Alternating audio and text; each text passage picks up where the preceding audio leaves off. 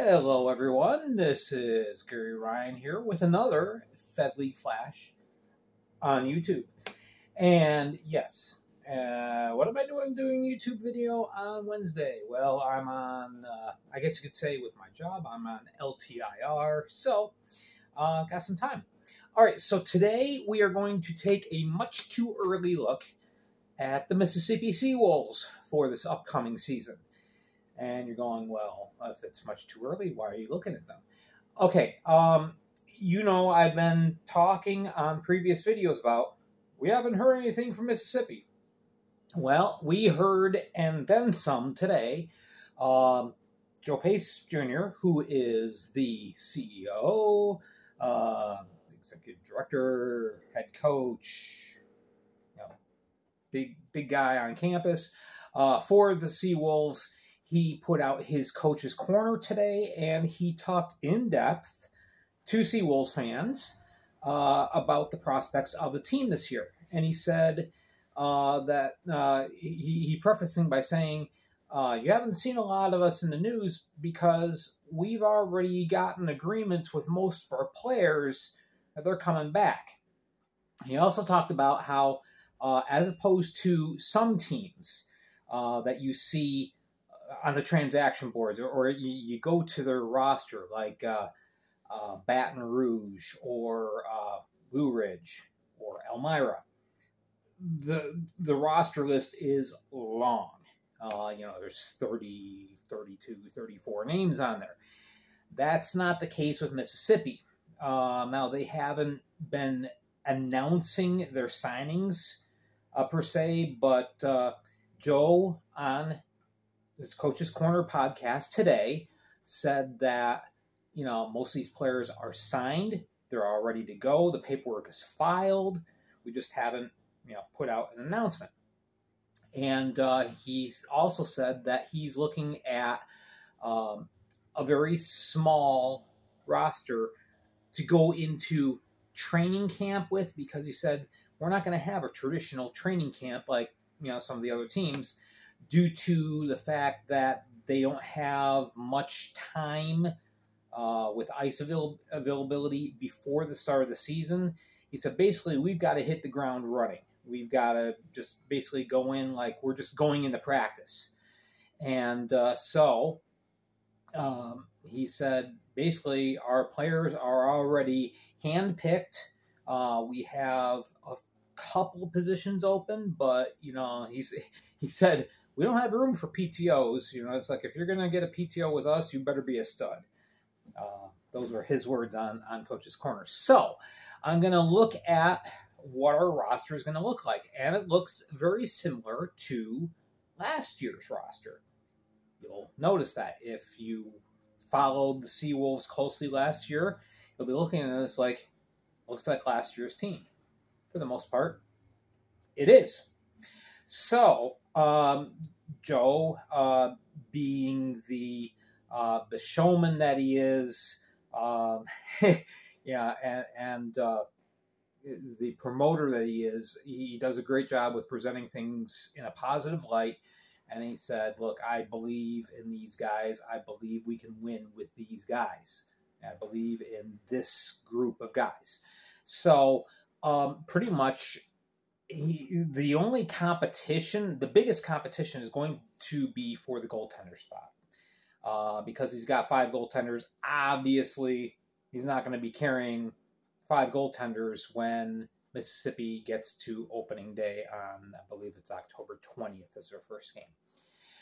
So, and he went through, kind of tipped his hand a little bit as far as how he's going to line up his players, and why not? He's confident. He feels very sure that this is going to be a winning formula, and, he feels that they've learned from a lot of the mistakes that were made last year. The team got off to a very slow start last year. There was a lot of chaos and a lot of confusion those first 4 weeks of the season. And from that point on, they pretty much played close to 500 hockey. On some days, they looked unbeatable. Other days, it looked like, oh my goodness, what did I just see? And Joe believes that experience is going to take care of that problem. So here's what we got. We've got a first line, and why not? This is probably the most potent first line in all of the Fed. You got Yaroslav Yevdokimov. You know I had to say it. Leading goal scorer in the league last year, 101 points. He was a plus 25. Take note of that. Yanni Lariakos, the center, ended up in the points race ahead of Yevdokimov for the longest time. Those two were running neck and neck, but they both broke 100 points. Lariakos ended up with 105 based on 76 assists. Lariakos proved that he is probably the best setup guy in the league. And he's been around a while. He's played 200, and I believe it's 239. I believe is his game total. I'll have to double check on that. But anyway, he was a plus 11. Jake Raleigh on the wing, a rookie, and boy did he play phenomenal. I believe he ended up as the top. As the leader in shorthanded goals. I think he had 5, if memory serves correctly. 24 goals, 31 assists, 55 points. Now, he was a minus 18. A lot of that could be just based on inexperience. He's getting his feet wet. All right, so we have that very, very potent first line. I mean, you know, you put those 3 out on the ice, things are going to happen. Good things. So, second line that Joe talked about. Philip Wong, he mentioned. 34 points. You had Jackson Bond. He had 22 points after he came over in a trade from Watertown. You have Chuck Costello. We traded away to Columbus late in the year because mainly he was basically forced to trade Costello because he had so many injury problems, and he needed some bodies back. He did not want to trade Costello, but hence, that's why Costello is back. He said, I love Chuck. But anyway, Costello had 15 points. On the third line, you've got Justin Barr, and he's been around a long time. He's the captain. He's been around since the second season in the Fed. Played for the Cape Cod Bluefins. That's how long he's been around. Justin Barr, over 118 total games played in the Fed, has 113 points.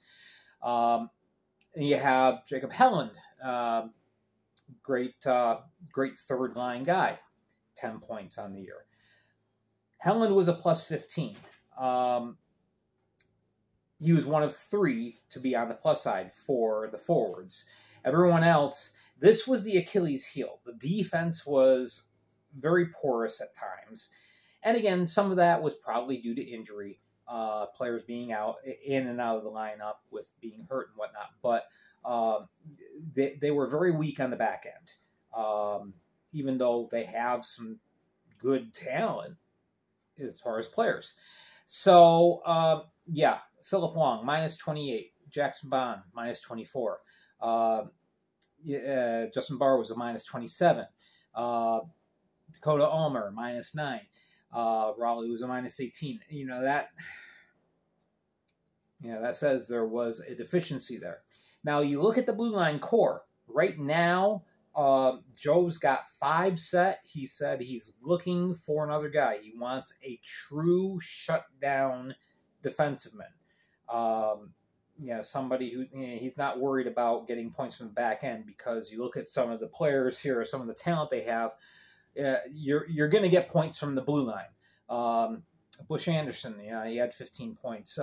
Connor Lind had 7 assists in his rookie year after coming over from Danbury. Kurt Russell, Kyle Russell, excuse me, Kurt Russell. Wow.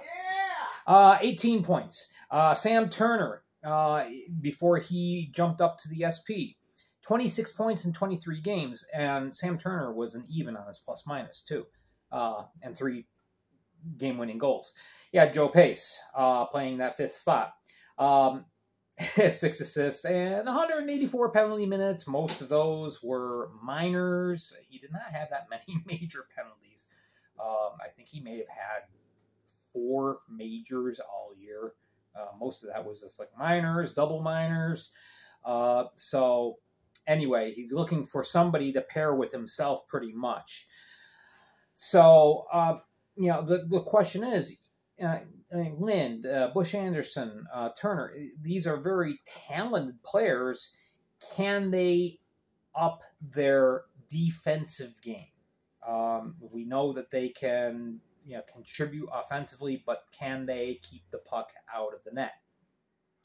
And then you get to the goalie situation. There was a myriad of goalies that played last year for Mississippi.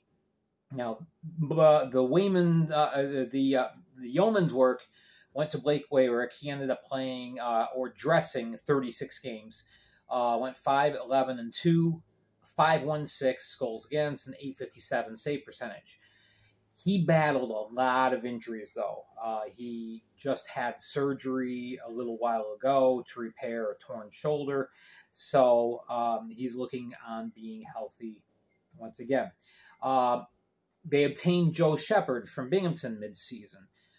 Shepard, after he came over, went 3-9-0 with a 4.99, 866. He had a lot of health problems that he was dealing with. He was out there playing, but he was battling illness for a good percentage of the season.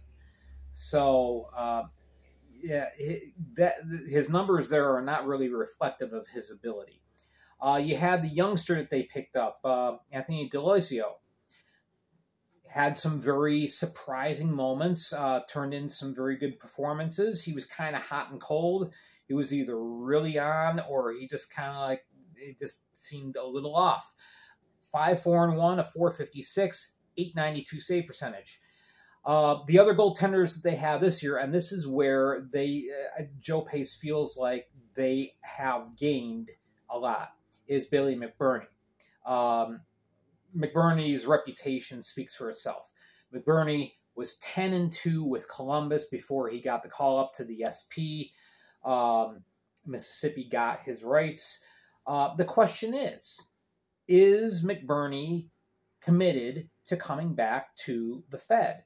Or is he going to say, I know I can play in the SP, or maybe even the ECHL. I'm going to go there. Only time will tell. We will find out. But I know that Joe Pace is banking on McBurney being a part of the puzzle in Mississippi this year. We'll see if that happens. Then, of course, just to help kind of create a good competition for the net in camp, he signed Liam Murray, who played a game in Delaware last year. His 1 appearance, 7 goals allowed, and 825 save percentage, but that's a very small sample size. Murray's numbers from juniors are good. So Pace is banking on experience being the key to getting them to the next level. He spoke with a lot of confidence in his podcast, believing Mississippi is a team to watch out for this year. And it may be. The question is, can they overcome and figure out their previous defensive deficiencies? That's going to be the key. We know they can score. We know that they're going to put up a lot of points. You're not going to see many 3-2 games with the Mississippi SeaWolves involved. You're looking at a lot of 6-4 and 7-2. So it's going to be an exciting season in Biloxi. So anyway, that is a look at the Mississippi SeaWolves. Let me know what you think. If you're a SeaWolves fan, give me a shout out in the comments, and let me know what you think, how you feel about your chances. All right, make sure to hit like and subscribe. Make sure to follow me on Facebook.